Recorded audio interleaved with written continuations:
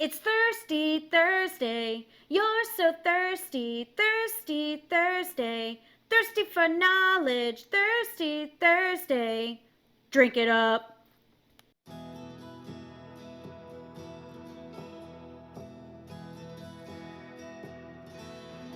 In honor of World Autism Awareness Day, I thought today would be a perfect opportunity to share with you my recommendations for avoiding sensory overload during the customer service process. Our senses take in about 11 million bits of information every 1 second. That's 660 million bits of information coming through your brain every 60 seconds. Our brain cannot process all of that information. And so that means that pretty much 95% of our decisions are made at the subconscious level, which is why appealing to the five senses is key to successful sales and customer service relationships. In my session, Sensory Sales, Making the Sale Without Saying a Word, I teach attendees how to appeal to the five senses during the sales process. But today, I want to caution you on the negative impact that sensory overload could have on your customer service and sales processes. Although persons with autism can be hypersensitive to the information being brought in through our five senses, this can also affect persons who aren't on the spectrum. Being aware of what we're putting out there and how it affects the brain and the body's reaction is key. And so it's important that you understand that what you're putting in affects what's coming out. What we bring in through our senses affects our emotions and ultimately how we make decisions and react to people around us. That's why it's important to understand that many of the things that we may be doing in our offices, models, or even on the tour may have an adverse effect on our customer's response. So here's my recommendations for avoiding sensory overload during the customer sales process. First and foremost, you should be cognizant that about 70% of our body's sense receptors are in our eyes. That means that everything in sight, even if I'm not consciously processing it, it's flooding my brain with information. I'm seeing things in my peripheral vision. I'm making sure that there's nothing dangerous in the area. I'm watching where I'm going, but I'm also paying attention to my surroundings. And all of this is happening at the subconscious level. So what we want to make sure is to avoid sensory overload by creating spaces that aren't overdone. That's why it's important to have a clean desk and workspace. You don't want to have it overloaded with mementos and photos and little tchotchkes. But in addition to that, paperwork and files, all of that stuff creates a distraction, and also it can make the customer feel as if maybe you're a little unorganized and perhaps even make them think, this may not be somebody who is going to be able to take care of me in the way that I need them to take care. So avoid sensory overload through the things that we're seeing. Remember that if we're going to have bright colors, which are great attention grabbers, we should have things that are soft in the background. Or if we're going to use a lot of patterns in one area, you want to make sure that you have solids that kind of contrast that, so we're not overloading the visual senses. One of the next senses that is easily overloaded is our sense of hearing. Many of you love to play music. Now, I am not anti-music in the office, but I will tell you that music can be a major distraction. Think about all the sounds that are going on in our leasing offices. Maybe we're playing music, phones are ringing, people are chatting and having side conversations. One-bedroom apartment. Or even providing snacks. So they're crinkling wrappers and they're trying to chomp on whatever tasty treats we've given them. All of this is creating a distraction and taking away from them hearing what you have to say.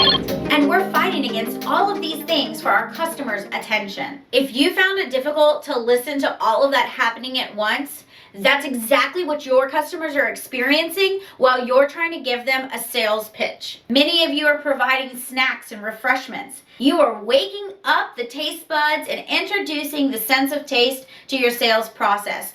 Kudos to you. It's a great opportunity. But again, you have to be careful about the snacks and refreshments you're providing and when you are presenting them, because snacks can be distracting too. What's important to know is that the sense of taste combines information from all the other senses. So when you're engaging that sense, when you're engaging taste, you're actually utilizing all of the other senses. So this is an area that can easily become sensory overload.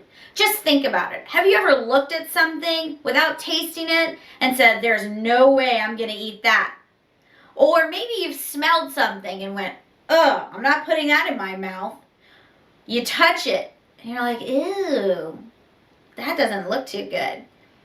The sense of taste is affected by all of these other areas. So it's important to know that when we are engaging the sense of taste, those other senses, the other four senses, are also activated. So if you're trying to interact with customers while they're eating, you're going to get less of their attention because they're focused on what's happening here rather than what's happening there. It's important to provide the right kind of snacks. Snacks that will create a positive response but won't deter from the situation. Avoid providing snacks and treats during the times where you really need someone's attention. And the sense of smell can also be highly effective in the sales process.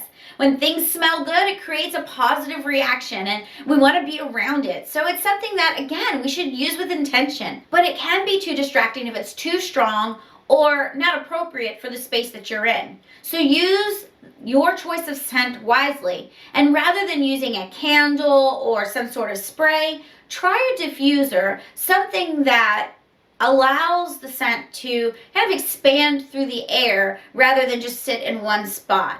There's one more thing I'd like for you to keep in mind. People who are on the spectrum vary in so many different ways, and it affects their lives in different ways. So many times when we're dealing with customers, we have negative responses to maybe people who don't make eye contact with us or have a negative reaction to the space that they're in.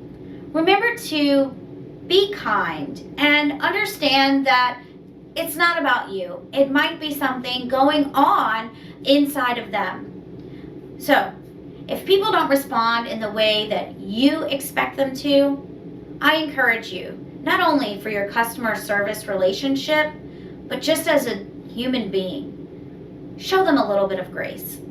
Keep in mind that whether you're dealing with someone who's on the spectrum or not, sensory overload is a real thing. Engage the five senses with intention to elicit positive emotional responses.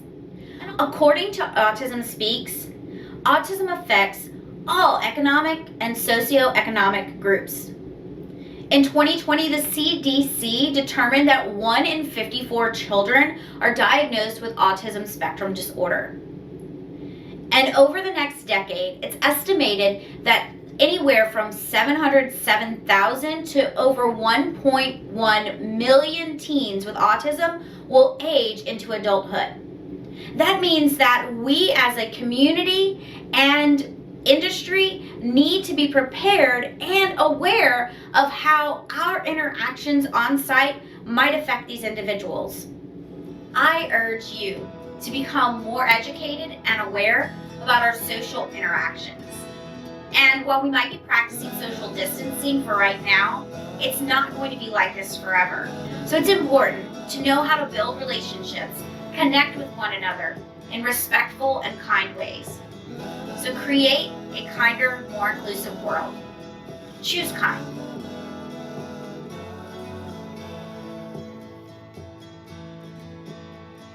Over the hills and far from her, she's waiting for love.